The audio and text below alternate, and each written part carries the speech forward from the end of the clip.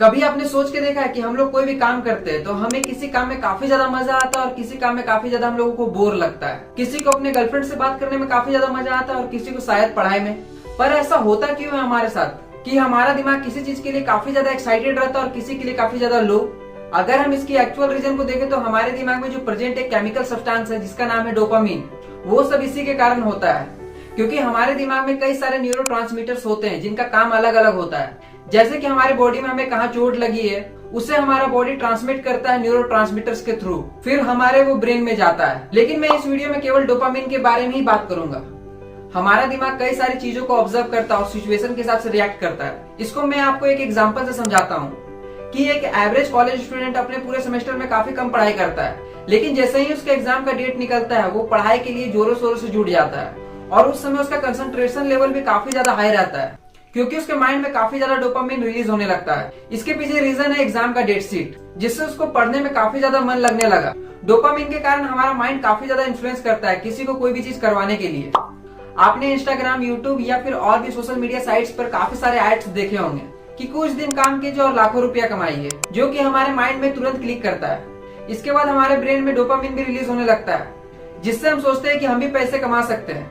फिर हम इन चीजों के बारे में जानने के लिए उस ऐप तक का सब्सक्रिप्शन ले लेते हैं। इन चीजों का फायदा कई बार एडवर्टाइजिंग कंपनीज भी उठाती है।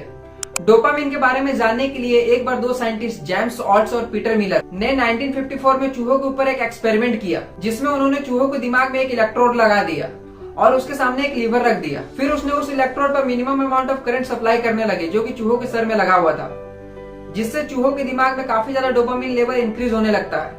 जिसके बाद जो चूहों के पास जो लीवर रखा हुआ था उसे वो घंटों तक प्रेस करते रहे। फिर जब सप्लाई काट दी जाती तो वो चूहे रुक जाते। फिर जब सप्लाई को दोबारा दिया जाता फिर चूहे वही काम को दोबारा करने लगते। फिर इस एक्सपेरिमेंट को कुछ दिनों तक लगातार किया जाता है, लेकिन चूहों के द्वारा कोई भी मूवमेंट नहीं हो रहा था। फिर जब सप्लाई को बढ़ा दिया जाता तो फिर चूहे उस लीवर को प्रेस करने लगते, जिससे साइंटिस्ट ने ये एनालाइज किया कि पहले जो डोपामिन रिलीज करने के लिए जो सप्लाई दी जा रही थी, अब उससे भी ज्यादा सप्लाई देनी पड़ रही है उन चूहों को लीवर प्रेस करवाने के लिए। इसी तरह का बिहेवियर हम इंसानों में भी काफी ज्यादा देखने को मिलता है। अगर हम लोग कोई भी चीजों को कर रहे हैं, अगर उसका रिजल्ट अनसर्टेन हो, मतलब कि पता नहीं है कि इसका रिजल्ट क्या होगा, तब हमारा डोपामिन काफी ज्यादा रिलीज करता है। जैसे कि आप एक लड़की से मिलने गए और ये आपकी फर्स्ट मीटिंग है और आप उसको प्रपोज करना चाहते हो। उस समय आपको डर भी काफी ज्यादा लगेगा और एक्साइटमेंट भी थोड़ी बहुत रहेगी और उस सिचुएशन में हमारा दिमाग काफी ज्यादा डोपामिन रिलीज करता है। लेकिन अगर ये आपकी हैबिट बन जाती है तो आपको कोई भी फर्क नहीं पड़ने वाला है। हर किसी का डोपामिन अलग अलग चीजों के लिए रिलीज होता है। एक नशेड़ी का डोपामिन तभी रिलीज होगा जब वो नशा करेगा। एक सट्टेबाज का डोपामिन तब रिलीज करेगा जब वो सट्टा लगाएगा। अगर ये सारी चीजें उसकी हैबिट बन जाती है तो उसे लेवल अपना और भी ऊंचा करना होगा। डोपामिन रिलीज होने से हमें ये तीन चीजें मिलती है। पहला मोटिवेशन, जिसकी कि हमें काफी ज्यादा जरूरत पड़ती है। दूसरा सेटिस्फेक्शन और तीसरा प्लेजर। दूसरा और तीसरा को हासिल करने के लिए हम लोग रात में काफी ज्यादा मेहनत भी करते हैं ना। लेकिन हर चीजों का कोई ना कोई एक नेगेटिव साइड तो होता ही है। अगर हमारे बॉडी से डोपामिन काफी ज्यादा रिलीज होगी तो हमारी जो डिसीजन मेकिंग की जो टेंडेंसी रहती है वो काफी ज्यादा कम हो जाएगी, जिससे हम अच्छे तरीके से डिसीजन नहीं ले पाएंगे। अगर हम लोग अच्छे से डिसीजन नहीं लेंगे तो हम लोग डिप्रेशन में भी जा सकते हैं। अगर हम हाई डोपामिन रिलीज वाले काम को पहले करते हैं तो हमें लो डोपामिन रिलीज वाले काम पर मन ही नहीं लगेगा। जैसे कि हम लोग सोशल मीडिया पर कोई वीडियोस देख लिए या फिर वीडियो गेम्स खेल लिए, फिर जो हमारे लिए जो इम्पोर्टेंट काम है उसमें हमारा मन नहीं लगेगा।